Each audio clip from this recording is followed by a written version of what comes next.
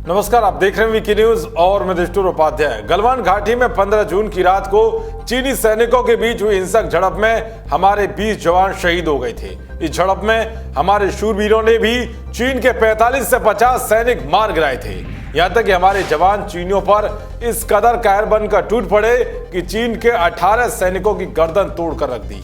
भारतीय सेना के इस रौद्र रूप को देखकर चीनियों में हाहाकार मच गया था। यही वजह है कि चीन की कम्युनिस्ट सरकार अपने हताहत सैनिकों की संख्या को लेकर चुप्पी साधे हुए है। जहां चीनी सरकार ने मारे गए और घायल हुए सैनिकों पर चुप्पी साध रखी है, तो वहीं चीन के नागरिक नुकसान को लेकर रिपोर्टिंग की कमी पर हताशा का इजहार कर रहे हैं। चीनी सोशल मीडिया प्लेटफॉर्म्स का ओपन सोर्स विश्लेषण दिखाता है कि कैसे वहां के नागरिक बीजिंग के सख्त ऑनलाइन रेगुलेशंस पर गुस्सा जता रहे हैं, क्योंकि चीन से उलट भारत ने अपने शहीद हुए जवानों की जानकारी सार्वजनिक कर दी थी और सभी शहीद सैनिकों को सम्मान के साथ नम आंखों से विदाई दी गई।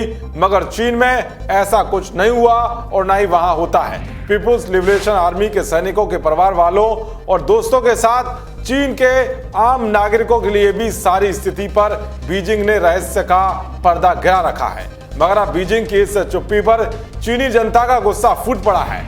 दरअसल चीनी लोग ऑनलाइन पर अपनी बेचैनी व्यक्त कर रहे हैं, क्योंकि आधिकारिक बयान ना तो 15 जून की लड़ाई में हताहतों की पुष्टि कर रहे हैं और ना ही खंडन। हालांकि सोशल मीडिया प्लेटफॉर्म्स पर अपनी भावना लिखते हुए शब्दों का बहुत सावधानी से इस्तेमाल कर रहे हैं, जिससे उन्हें बाद में कोई परेशानी ना भुगतनी पड़े।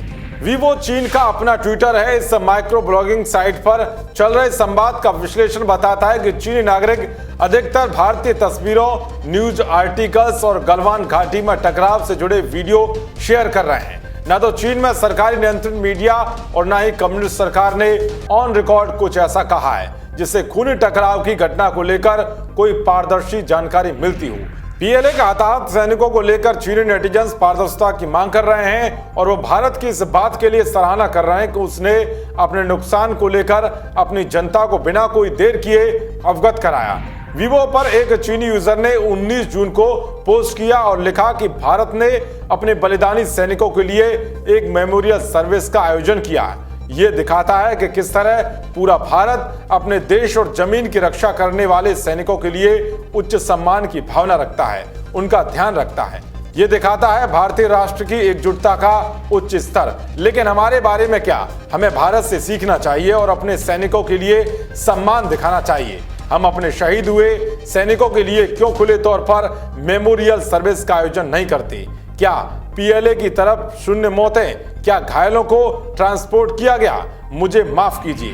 बता दें कि चीनी सैनिकों पर किसी भी जानकारी को परिवार या दोस्तों के साथ साझा करने पर सख्त प्रतिबंध है। इसके अलावा वहां सैनिकों को सैनिक की तरह नहीं माना जाता है। उन्हें कुत्ता बनाकर जबरदस्ती सीमा पर भेजा जाता है और न ही उनमें युद्ध लड़ने की ताकत होती है।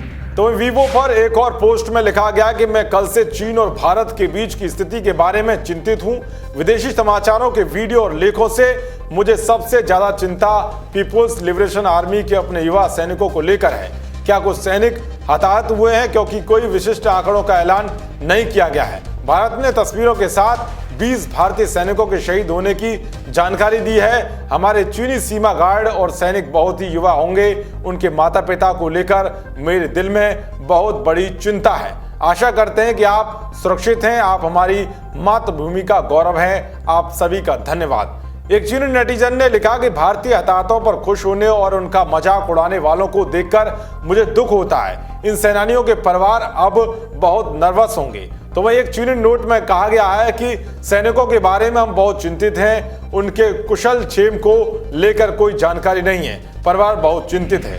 कुछ पोस्ट में चीन की ओर से सूचना को दबाने और देश के घरेलू मीडिया की ओर से स्थिति का बहुत कम खुलासा करने के लिए आलोचना की गई है। तो इस तरह से हताहत सैनिकों की संख्या पर चुप्पी साधने के चलते अब चीन की सरकार अपने मुल्क में घिर चुकी है। देश और दुनिया की तमाम खबरों को पाने के लिए देखते रहिए वीकी न्यूज। जय हिंद, जय भारत।